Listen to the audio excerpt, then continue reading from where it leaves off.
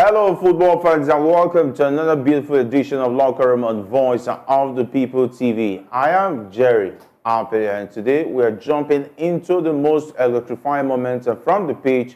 And I will advise you to join me, James, and Maiwa as we break down the biggest matches, the hot headlines, and of course, the insider stories as far as the ever exciting world of football is concerned. All right, and definitely I want to start with the guys in the studio with me. Definitely, James, great to have you once more. A very good evening to you, Jerry, and also to the audience. Good evening. Another beautiful day to talk football. We saw the one that happened yesterday, the shocking one where Como got their first victory. Congratulations to Fabregas and the boys against an Atalanta side who everybody expected to get the win at ease. Surprisingly, the game started without Ademola Lookman, but coming up in the second half and also getting a goal for himself at the end of the game. And congratulations to him. But it was a disappointing one for the club also for that. And also today we saw the breaking news where Rafa Varane came out to disclose he will be retiring at the end of the day and retiring for football. A surprising one for everyone. You know how he has been battling with injuries for the past 2-3 years, and now he has decided to call it quits. I think he has enjoyed himself in his playing days. He has achieved a lot as a footballer, not just any footballer, winning the World Cup and practically winning trophies practically everywhere he went to. So I think he has enjoyed his time. Maybe now he can look into other things he can do in football. But anyhow, it is a beautiful day to talk football. All right, it's a beautiful day to talk football. Maiwa, it's great to have you once more, and so much to talk about the exciting world of football. It's always amazing to be here. I saw the news broke earlier in the day that Rafael Varane decided to call it quit. It's so unfortunate that world-class players, they are always plagued by injury. Marco van Basten retired at age 29, and a host of other players retired very, very early because of injury concerns. It's so sad that the footballing world, they lost the person of Hazard sometimes ago. Now, Varane is no longer playing football. Fabregas finally getting the victory over, our own Admiral, beating Como 3-2. Leicester City messing up yesterday in the EFL Cup. But in any case, like I always say, it's a good Wednesday to talk football. Thank you for having me. All right, and of course, we're already monitoring the stake of talking about Israel Adesanya as we speak. That game is on.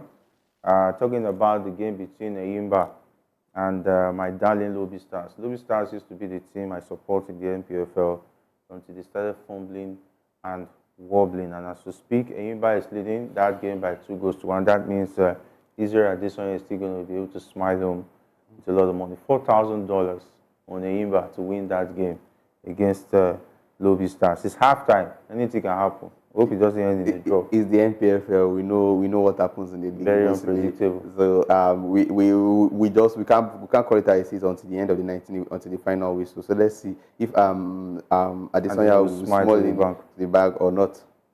All right, let's start with the home front, where the Nigerian Football Federation has sent out provisional letters to 35 players, inviting them to join the Super Eagles squad for the upcoming Afcon qualifiers against Libya in October. The letters were sent to comply with FIFA's directive, and 24 players will be selected from the final list.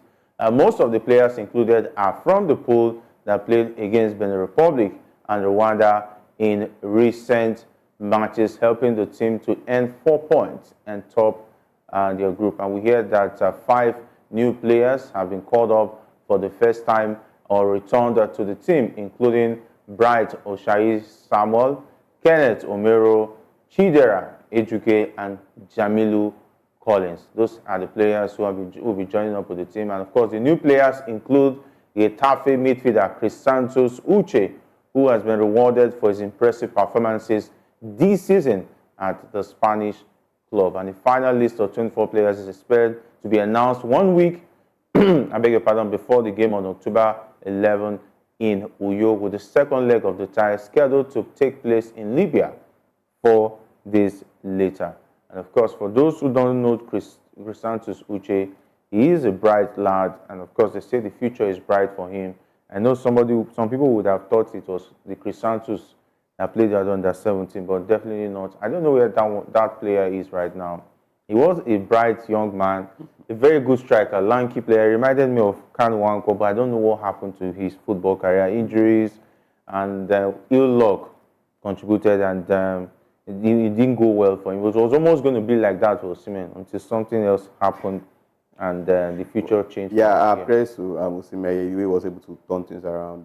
Not just Osimhen, I think Lookman also. If he had not turned things around for himself after leaving the EPL, I don't think he would have been in Super Eagles team now, and we'll be considering him as one of the best players, next African best player. And considering his list and seeing Ejuke return, might be returning to the camp. I think it's a beautiful one. Just yesterday we spoke about how we need to integrate the new set of players that we have doing very well out there into this team, even if they're not going to be getting a playing time. But at least let them be in the team and let them integrate and let them know more of what is expected of them when they represent the Super Eagles. So I think the biggest one is Ejuke. Yes, not forget, yesterday he was also on the score sheet for Sevilla. He came on and he was able to score the goal, give them the precious 3.21 victory. Now he's just barely 24 hours after he's considered as one of the players that will be invited to camp.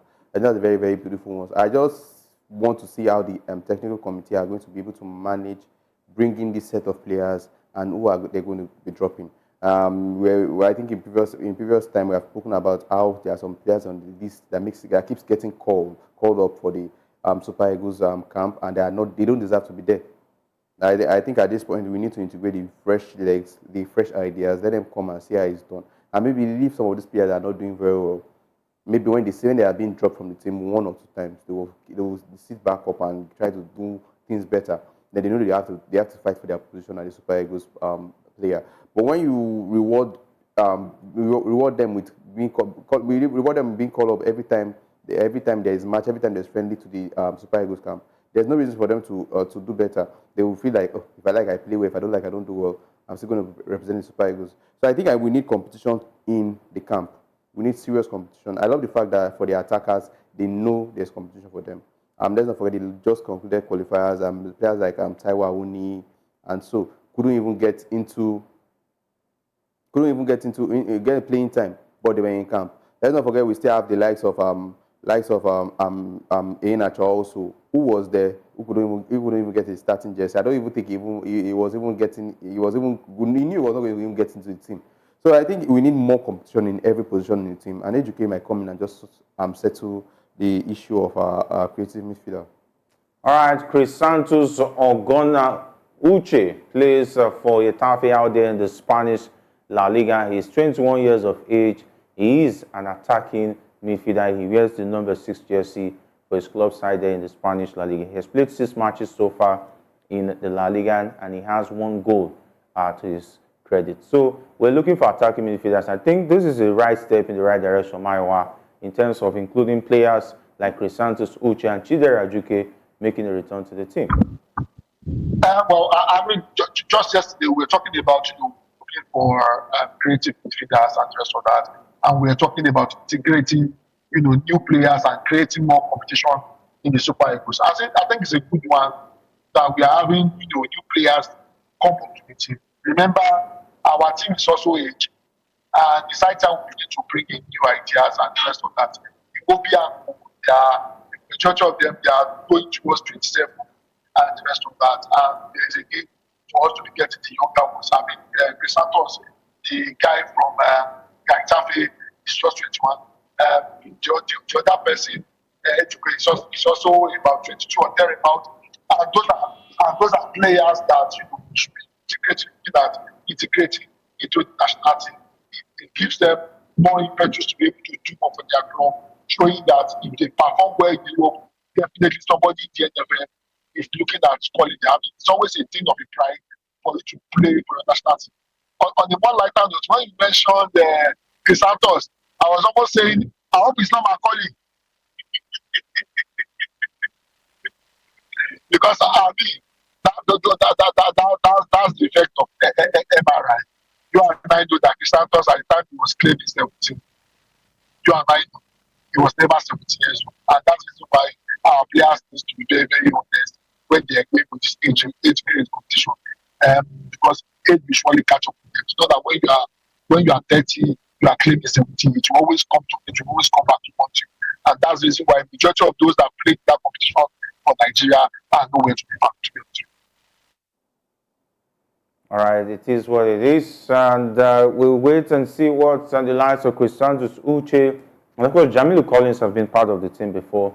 He is also a very interesting player as far as those names that we're hearing returning to the team is concerned. Of course, Kenneth Omero too. He is a veteran for the team. Yeah, I think we need this experience of players like Kenneth Omero. Even they're not going to be playing game, they might not be getting game time. And let's not forget how he featured in the Afcon, a player that can feature anywhere in the back line. I think that's very important. Having him and his experience and what he has done. Let's not forget Kenneth Omero also came up through the ranks. What he has been able to do from the under 17 up to the Super Eagles. So I think having players like that in camp is very, very important. They know what it is to be a Nigerian, and they know what it is to represent at every stage of competition. So I think having him in camp is very, very important. The experience he brings is one key thing. And I'm looking at the likes of Ejuke and also Chrisantus coming in. I need that competition to be in every position. I don't want anybody having that feeling that I'm number one. Nobody's taking me, going to take me off this position, no matter how I do in my club side. When you look at the English side and you look at how players are being rotated every competition, every qualifiers, then you know that it's important. You see that they have a lot of talent in their arsenal and they are able to keep up. Make sure they want to keep up, give it their 100%. If not, you're not going to represent the national team.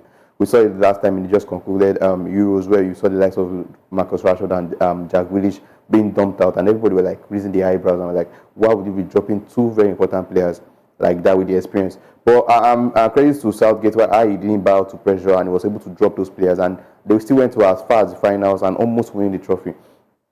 If Nigeria, the Nigerian national team can also adopt such measures, and the NFF can get their house in order, I'm sure we have a lot of talent that can replicate that same thing. Let's not forget, most of these players, you go to Europe and you see their names and you be like, this is a Nigerian. What is he doing in Switzerland? You see, Nigeria, what is he doing in England? These are players that if our house are in order and we are doing very well, they want to come back to represent. Why do you think most of them go back to their countries, to England and to Switzerland, to want to settle? It's because they know the FA is in order and they know they have a good football system there. So it's easy for them to just pick them up over a team as the NFF that is not organized. I don't know what they're doing. So I think maybe we putting our house in order will attract most of all these players to come back home. All right, and of course, what an incredible story for the man. Talking about Chrisantus, at the age of 19, he was still playing amateur football. That was in 2022 in the Nigerian league, and today he's playing in Spain at the highest level, and he's going to be invited to the Super Eagles 2 years after to play in the national team. A beautiful story. Yeah, talking about former Super Eagles forward Anthony Uja has expressed his support for Austin Eguavoen, who is currently serving as the team's interim coach. Uja took over as interim coach for the 2025 African Cup of Nations qualifiers and believes that Eguavoen is the right man to lead the team. And of course, the NFF is still searching for a foreign coach to take over the team, but Uja thinks that Eguavoen should be given the opportunity to continue. You agree with Anthony Uja on this one? At this point, we have been clamoring for this before this moment. I wonder what the NFF are still waiting for. Everybody has come out to say, yeah, just leave Eguavoen. Instead of you going out around and embarrassing us and going to talk to people that will, at the end of the day, people will not sign the contract, people cannot get the deal across the finish line. They'll settle for Eguavoen. You can call him any name you want to call him, interim manager, short-term manager, 6 months, manager for the next 6 months. Just coin a name and you want to give him, and leave him there for 6 months or 1 year. Let him be there. At least that period, they can put their house in order if they are serious. Put their house in order, gather enough money, and go for a top coach or whoever they think is fit to lead us to whatever they want us to be. And considering the fact that many ex-internationals and many international Nigerians has come out to give their support to Anthony Uja, to Eguavoen, what is the NFF waiting for? I'm still wondering. I'm finding it. I'm still worried. Is it that? And let's not forget, there was a particular time there were rumors that Eguavoen has stopped at the have dropped the role as the Nigerian head coach. It didn't even last up to 24 hours. He was quick to come and debunk the story. It shows he wants to be there. So at this point, Eguavoen is interested in doing the managing the job. I think to a large extent, Nigerians are also okay with him leading the boys. Ex-internationals are okay with him leading the boys. So what's stopping the NFF at this point? I see no reason for this, but at least for now that the NFF are claiming to be broke, I see no reason why they should be in the market looking for a foreign coach. let's manage. Let's do with what we have. Let's see what he can do for us. The last 2 games, he was able to give us a victory and a draw. 4 points, 4 very important points in the start of the Afcon qualifiers. Let's see what he's going to do in October. Then from there, we can know what we are discussing. But at this point, I see no reason why the NFF are in the market looking for a coach. Maiwa, are you behind Anthony Uja on this one or against him? All right. Let's look like a cynic. Or in the favor of say, I mean, I've said it over and over again. The thing is this: the foreign coaches that they are trying to get, they won't get us anywhere. I've always said it. We should believe in our local brand. Our local boys, our local guys can do the job. I mean, you saw the performance of Ejuke in those 2 games and how impressive the team was. I mean, this was the same team that could not muster results against, against South Africa and against Benin Republic. The same guys, about 85% of them, 85-90% of them played under Ejuke and they were able to produce results. The question is this, and James is asking the right question: why is the NFF? Why are they against our local coaches? Why is it that they believe in the Igbo brand than the Nigerian brand? It beats my imagination.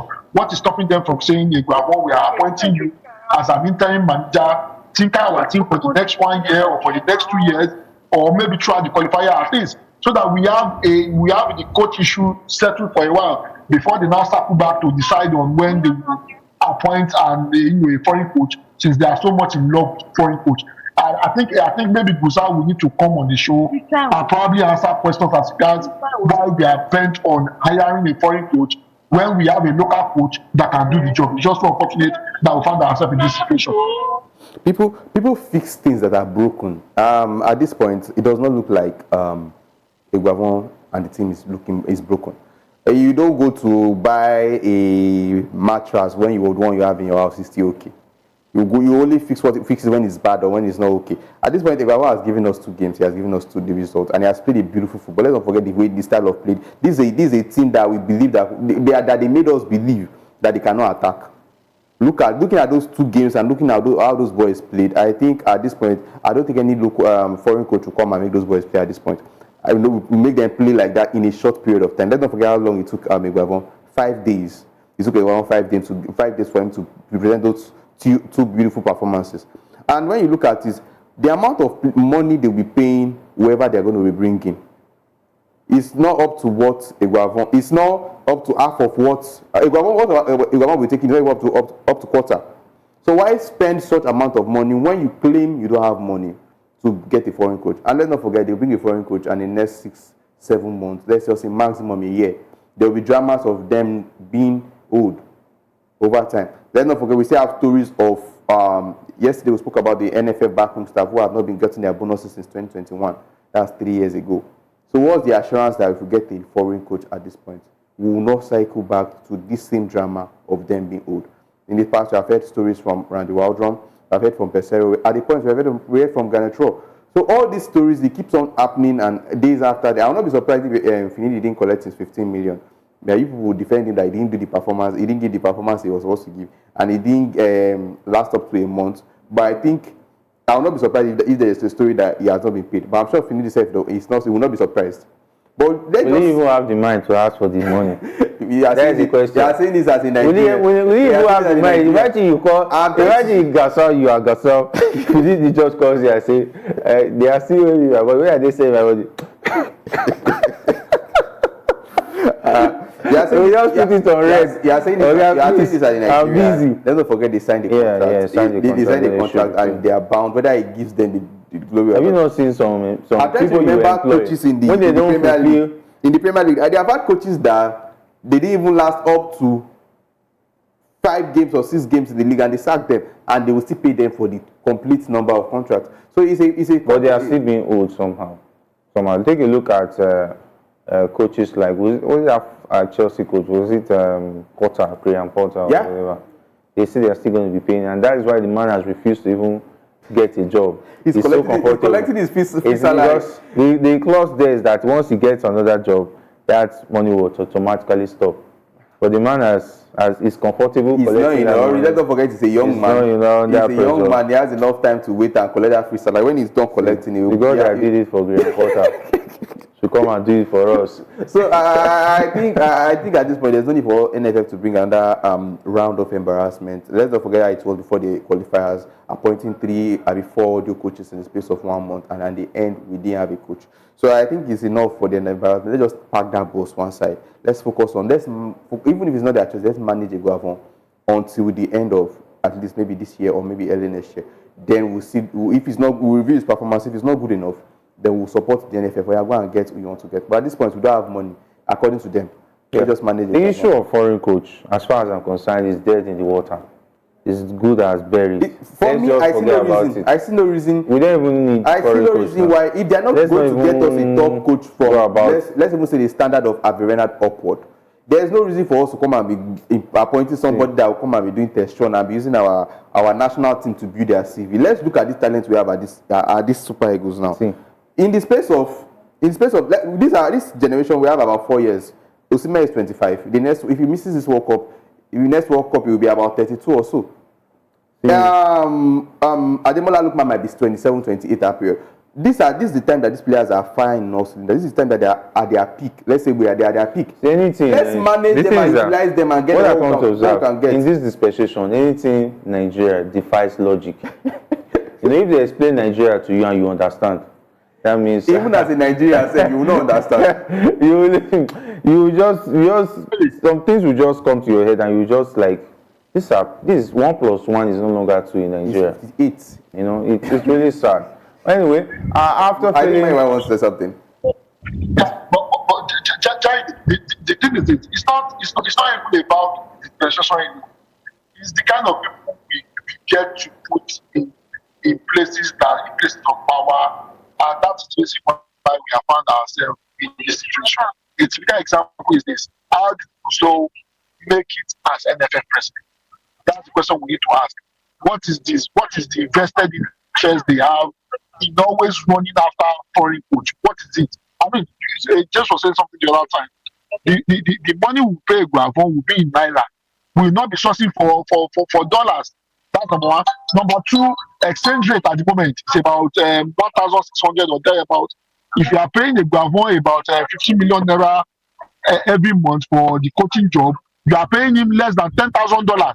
So why would we, forgo that and start running after a foreign coach that will ask for nothing less than $30,000-$40,000 when they've constantly told us that they don't have money, and yet we have people who are in the NFF, trying to say they want to cut money from backroom staff when they have enough money to be able to pay coaches and yet they are not doing it. So we need to begin to elect the right people into the right position. I've said it over and over again. We cannot continue to do quota system and expect different results. It will never work. That after failing to sign in Victor Osimhen during the summer transfer window, Chelsea has shifted their attention to another Nigerian striker, Victor Boniface. According to report, the Premier League club has been scouting Boniface in recent weeks and is still keen to strengthen their attacking options in the January transfer window. The 23-year-old Boniface is currently under contract with his club until the summer of 2028 and has a market value of 40 million euros. I think 40 million euros is a decent buy, if you ask me, to get Victor Boniface to join Chelsea. It's a decent amount, but the destination is a problem. At this point, I will not want any player to hurry to join this Chelsea side. Let's not forget, this is a Chelsea side that had about almost 50 players before the start of the season. They were able to cut short on some of these players. They were able to loan some of them out. They were able to let some of them go. But let's not forget, they still have players that will be returning after the end of the season. Victor Boniface is going to join the amount of attackers they have currently. Let's not forget the attackers, they have about seven good attackers that may feature in most teams. Where does Victor Boniface fit in? At this point, I don't think Victor Boniface should be in a hurry to make his move out of Leverkusen. Leverkusen just concluded the season with having about 3 titles, and they've started this season in a good way. Also, let's not forget he was also on the score sheet last weekend where he got them the late victory. I think Victor Osimhen still has a long way to go. He should not be in a hurry to make a move out of Leverkusen. Other options will surely come. He should not be in a hurry to make his move out of Leverkusen. Chelsea, for me, I would not even want to advise any player to go to Chelsea at this point. We don't know what we don't. Chelsea at this point, and I'm sure Chelsea fans don't even know what they're expecting from their players from now to January. They don't know what they're expecting from the board from now to the end of the season. Let's not forget it. Boli is still there that controls what comes in and what comes out of the team. You can, just imagine having about how many amount of strikers in your team, and you're going to want to go out a Victor Boniface.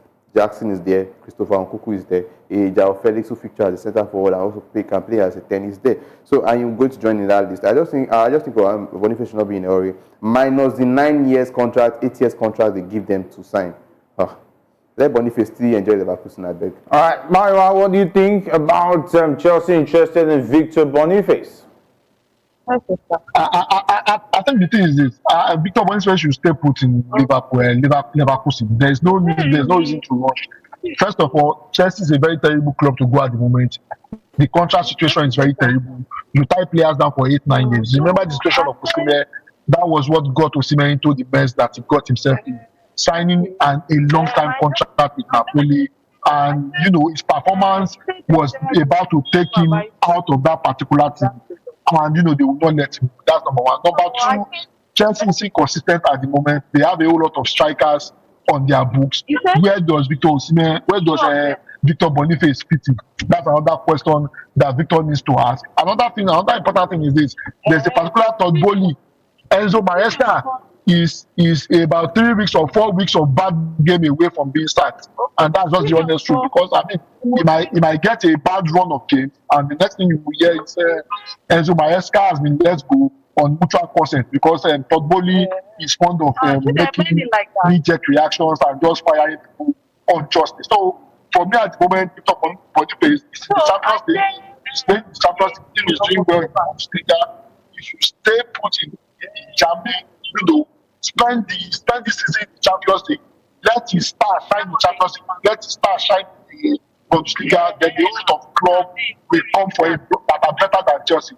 Chelsea being interested, you should just forget the Manchester United. It's not a good club for him to go right now.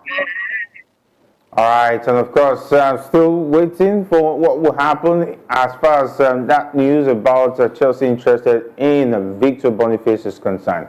All right, let's talk about Sevilla winger Ejuke has expressed his joy and pride after scoring the winning goal in the team's 2-1 victory over Real Valladolid. The Nigerian player who made his debut in the second half made history as the first Nigerian to score for Sevilla.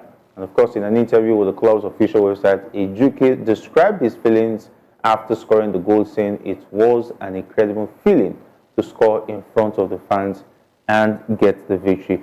Now, Sevilla has been started shakily this season, and of course a light at the end of the tunnel for the team, and what a very interesting one to see Ejuke scoring the winning goal. Maybe the news of his invitation would have spurred him, though he came to Sevilla this season. Injuries did not allow him to get opportunities, but now he's back from injury and gets a goal. With a few minutes he was brought into that game. Yeah, I think it's a very good one for him. Congratulations to him starting new life in Spain and also being on the score sheet. It was actually a very beautiful one for him. Now the good news of him coming to represent the Super Eagles, another very good one for him. Let's just see how he's going to develop after this. And the likes of Ejuke, who are yet to prove themselves. Ejuke also was in the game yesterday, missed a couple of chances, but I'm sure it's a new country for him. I know he will adapt, but let's just hope he gets better going forward. But congratulations to Ejuke. He has done enough. He's doing well for himself.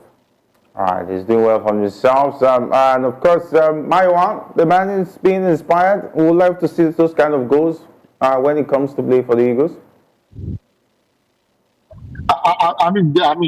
He has justified his invitation to the Super Eagles. His performance yesterday, even though he came in, his performance yesterday is an indication of why the technical committee have decided to include him in the upcoming Nations Cup. I hope if Eguavon is still the coach at that particular time, if they have not gotten an audio with coach for us at that particular time, probably we will give him an opportunity to probably play 15-20 minutes that particular game, because the invitation to the national team and his performance is an indication of the kind of quality you'll be able to bring to the Super Eagles team. So it's a good one that he's been able to score goals for Sevilla, and also good one for Sevilla. The couple of weeks has been a bit terrible for them. They've been struggling a bit in terms of their performance, and they've been able to get their victory yesterday. So good one for them, and I hope Ian Nacho can do something about him missing a couple of chances. If he had taken those chances, Sevilla would have won that game comfortably. I hope he's able to get himself in shape and start scoring the goals that we know he can score. All right, still more news. This time around, we'll go to this Italian Serie A, where it was heartbreak for the bookies last night as Como achieved a historic 3-2 victory over Atalanta in Serie A, marking their first win in the Italian top flight in over 20 years. The match was delayed a day due to a severe storm in Bergamo that rendered the pitch unplayable. After David Zappacosta's 18th minute opener for Atalanta, Como fought back to take the lead through Gabriel Strefazer's impressive goal and Nico Paz's strike that deflected off Said Kolashinak's own foot. Alio Federa sealed the win with a stunning individual effort, leaving the home fans stunned.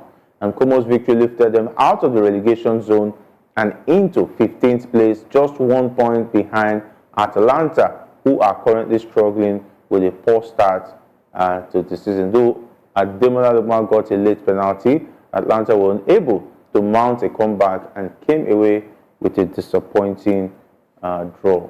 Definitely a disappointing night for the bookies, and tears everywhere last night. Yeah, the tears were pouring out on Twitter. Practically everybody was surprised that Ademola Lookman didn't even get the start in the first place.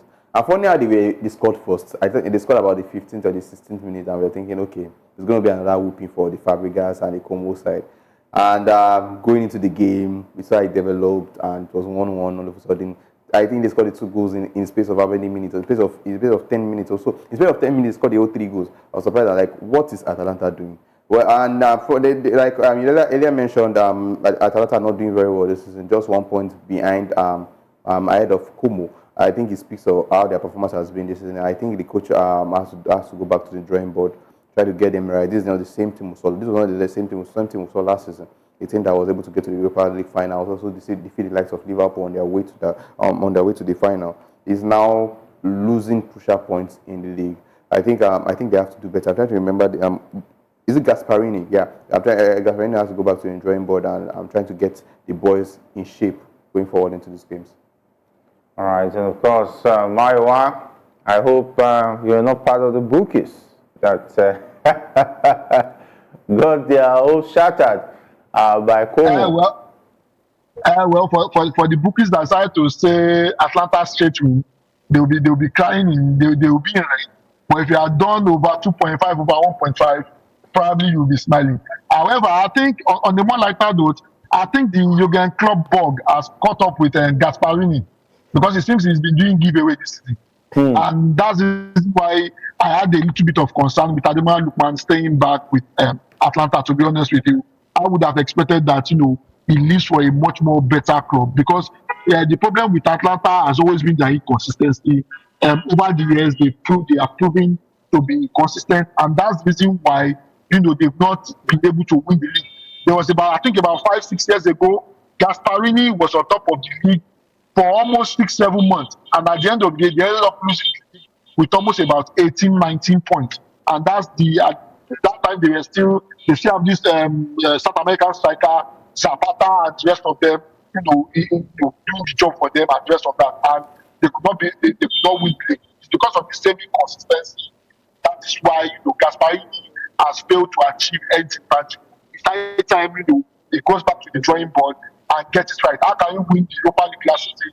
And your team is voted one of the best, right? Playing the Champions League this season, and yet you are having difficulty, trying. You are 1 point ahead of Como. It shows how bad they have been this season. Gasparini needs to go to the drawing board and get it right, to be honest with you. All right, of course, to go back to the drawing board, there were also very interesting games played last night. Talking about the EFL Cup, where Chelsea trashed Barrow 5-0 in the League Cup, with Christopher Nkunku scoring a hat-trick in a much-changed lineup. Despite being unable to secure a regular starting spot, Nkunku has now scored its 7 appearances this season. Manchester City, meanwhile, edged out Watford 2-1 in a match that saw Pep Guardiola make 9 changes from the team that played Arsenal on Sunday. Jeremy Doku and Matheus Nunes scored for City, while Tom Ince pulled a late goal back for Watford. And of course, it was also a good day for Aston Villa's second string team, who also won 2-1 at Wycombe with Emi Buendia and Jean Duran, who many have been asking that he should start getting starting shirts playing for, talking about Aston Villa. Leicester City won 3-0 in a penalty shootout against Walsall after a goalless draw. Some tickets were also destroyed, courtesy of Leicester, while Newcastle's match against AFC West London was postponed due to a sinkhole on the pitch.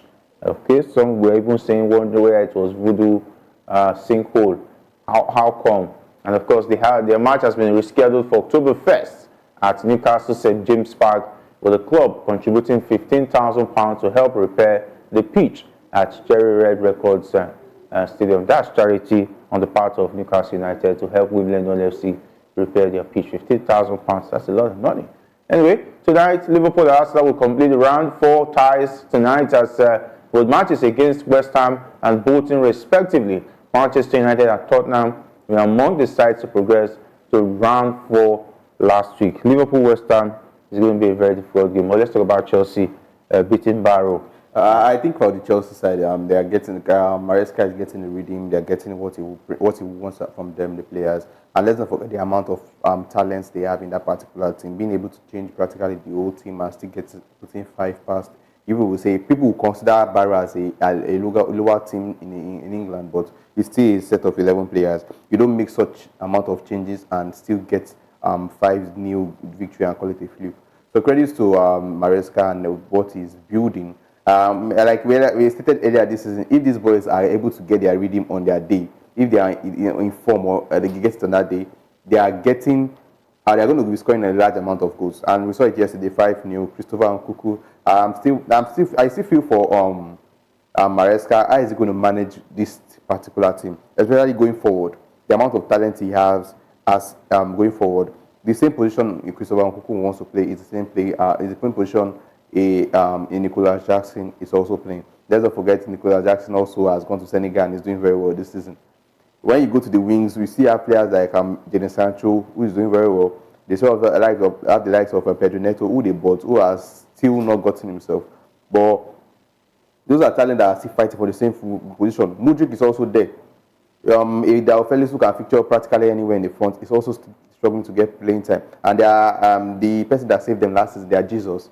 What's his name? Kopama is also there. So I feel for Maresca, he's going to keep up managing and rotating this team going into the season. I say a long way to go, but when he continues rotating too much, I think he affects. So you don't want to make too much changes. Let's just see how Maresca is going to do going into the competition and also into the league. But congratulations to Chelsea fans and also Man City. A wise move from Pep Guardiola, rotating your team so they don't get worn out before the season goes in. Let's not forget this is going to be a very, very long season for teams that are playing in Europe. With the amount of matches that we played in the group stage, the Champions League, early and before moving into the group stage or to the knockout stage. So I think a wise choice for for Pep Guardiola in rotating the team, and they still got the result 2-1. Leicester, I don't know what's wrong with that team. I don't know why they are still. I don't know how they made it to the Premier League and they are now playing like this. Well, congratulations to them. They got the victory at the end, but if they keep up like this, I don't see them going very far in the league. All right, Maiwa, you saw the games, and definitely it would have been a good, happy ending for you at home with Man City getting the result by 2 goals to 1. My wife was very happy. You know, she's a huge Manchester City fan, and she was really happy yesterday with her team, winning and not getting stressed out. I mean, it's a good man that big teams are beginning to show up to be counted. A huge mention to Enzo Maresca match the Barrow team without sweat. And the second team, they are beginning to show up to be counted and probably trying to lay a claim to the first team shirt. If you go to the Aston Villa game, there's a particular run or two that that's if I'm calling it correctly. I think the guy has been, consistently doing well. If I'm the guy, I'll be very pissed off if Unai Emery decides to sit me on the bench. I mean, in the last 3 games, he has played, he has come from the bench, and he has scored.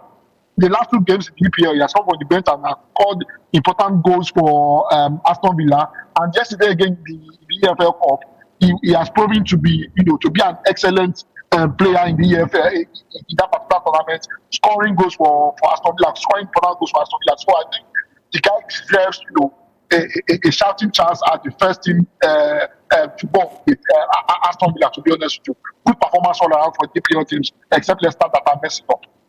All right, looking at tonight's game, where would the pendulum swing? West Ham up against Liverpool at Anfield. There's also Arsenal at the Emirates Stadium taking on Bolton Wanderers. For those who don't know Bolton, okay. Well, since you decided to just like a pastor yesterday without the reflective blanket, maybe your prayer will be answered today, and your team will win. Probably do we need to pray against to beat West Ham? Maybe Liverpool will be chosen to win. Maybe, who knows? But in any case, Lopetegui has done a couple of bad games.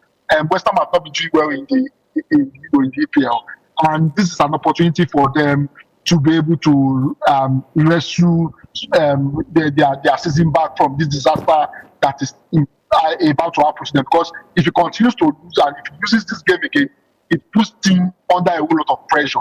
So the pressure is on West Ham to win. Liverpool's at home. Obviously, let's see what Arne Slot will be able to do in the league.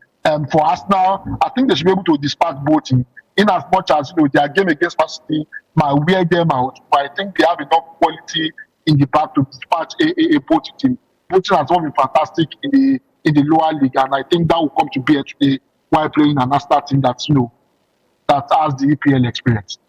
But I think it's going to be a tricky one for the Liverpool side. That's for Arne Slot. How is he going to rotate this team? He needs to rotate the players. And when you look at the Liverpool bench, they don't have much of that on the bench. How is he going to rotate this team, and is he going to be good enough to wrestle a West Ham side? The West Ham side, who the coach is currently under pressure, who has not done very well this season, signed a lot of players, and yet they're not giving the results. I'll not be surprised if the West Ham manager goes on with the strongest 11. But for Arne Slot, how does he respond to that? Does he go in and try players that he has not tried and that has not gotten much playing time? Or will he have to rotate the level? Players like Endo now will be playing coming into midfield. Curtis Jones, and it might be risky. They will come in to play to prove themselves, but they are playing against a team that are trying also to prove themselves, and they might be feeling their strongest 11. It's going to be an interesting one and a dicey one. I just hope Arne Slot he knows what is in store for him, and he's able to match them. All right, let's talk about the Europa League. Manchester United will take on 20, one of the standout fixtures. Erik ten Hag has spent the bulk of his playing career as a centre-back for 20, including a spell working as a youth coach under another Old Trafford face, talking about Steve McLaren. And he said that 20 is his club, and they will not know that tonight when they come to Old Trafford, because they will not respect you whether they know you before. Of course, Man United has been in very interesting form, although they failed to do the business against Crystal Palace, and hope the goals did not dry up against Barnsley. I think this is the side that Ten Hag played for over 20, played and managed for over 24 years. I'm going back home to face them coming to face Manchester United is going to be a tricky one for him. Let's see how he's going to arrange the boys, and let's not forget that Hag is also on a kind of hot seat from the fans. I'm not sure it's on the hot seat from the board, but I think the fans want a lot more from the players. Funny how Manchester United have been able to create about 19 chances in 5 of 6 games, and they have been able to score about just 8, minus the fact that they scored 7 against Barnsley. The ones they were able to score about 4 or 5. I wonder how the boys are going to respond to the way they played against Crystal Palace, and they were not able to get a result against this Holland side. So it's going to be a tricky one for Ten Hag and the boys. Let's just see how they're going to get the results. It's going to be a funny one, but we'll see. They just have to get the win at this point. It's a Europa game, so they have to get the result. Every point counts. All right, Marwa, where would the pendulum swing? Manchester United up against 20. Well, the last time we were in Europe, we were so consistent. We were so inconsistent. I mean, you saw the debacle of the Champions League. We took Onana saving our brushes, and even at that, we were dumped out like a thief in the night. I hope the same thing does not repeat itself. My problem with Manchester United this season has been the inconsistency. To be honest with you, in as much as I think we should have enough quality to be able to, dispatch the 20 side. On our day, we could get the result. But the thing is this: on the day that we are going to be inconsistent, 20 might just wake up and shock us. So, for the sake of my BP, I hope Manchester United takes it tonight. To be honest. All right. Some people say that Manchester United, most of their fans have BP kits. I don't know whether you have one or my one at home. For the whole how many years? I want a BP machine at home, so I always check. Yeah. For the whole years, Chelsea, Liverpool went on without winning a trophy before Jurgen Klopp came. Yeah, the BP kits have been flushed. They have been flushed since. It is now old. It is now in the dustbin. It has expired. There's no problem. No problem. Liverpool, we are tight. We are good to go. All right, Galatasaray will also take PAOK Salonika today as well. We want to see Victor Osimhen on the goals scorer sheet as far as that one is concerned, and definitely be a good run for them because they're going to be at home against the Greek side. Yeah, let's not forget how good that particular side is. Galatasaray, we saw how well they were at the Champions League last season. They've also started the season very well. They just defeated the Jose Mourinho side over the weekend, and we saw the beautiful assist from Victor Osimhen. Let's just hope he gets a goal tonight. Motivate to announce his way himself to the Galatasaray fans. A home game in Turkey in front of the fans. I think I'll be predicting Osimhen to be on the score sheet later tonight. It will be a beautiful one to watch though. All right, those are the fixtures to look forward to. AZ Alkmaar taking on Esborg, Bodo Glimt versus FC Porto. And Dynamo Kiev takes on Lazio. Ludogorets up against Slava Praha. Midtjylland up against Hoffenheim. And Nice take on Real Sociedad. That's a very big game.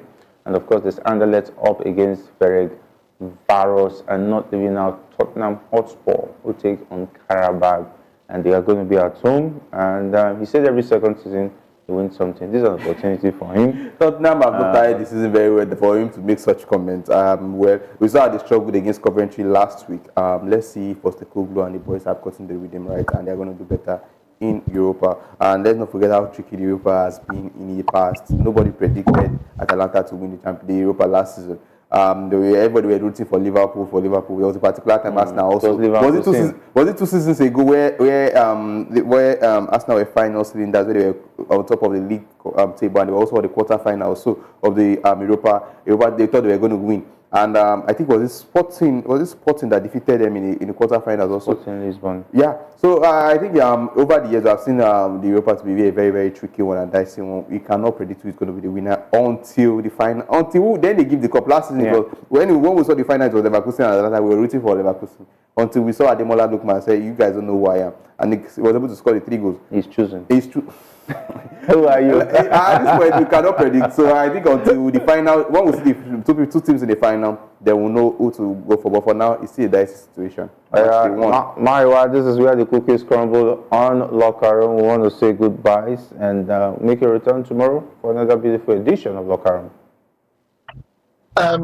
It's always amazing to be here, and I hope Osimhen, does the job with Galatasaray tonight and scoring in front of the home fans. Thank you for having me. All right, have a great one, James. Awesome having you as well. Yeah, thank you for having me. Let's hope the Manchester United boys can give us the victory tonight. So tomorrow can make it be here, and people like Jerry will not be able to say shit. All right. I will not answer that one. Big thanks to the guys behind the scenes talking about lives of Fred, Alex, Jeremiah, and Ejuke. My name is Jerry. I'll play your high. Stay safe, and if not, to at all, do it the sports ring.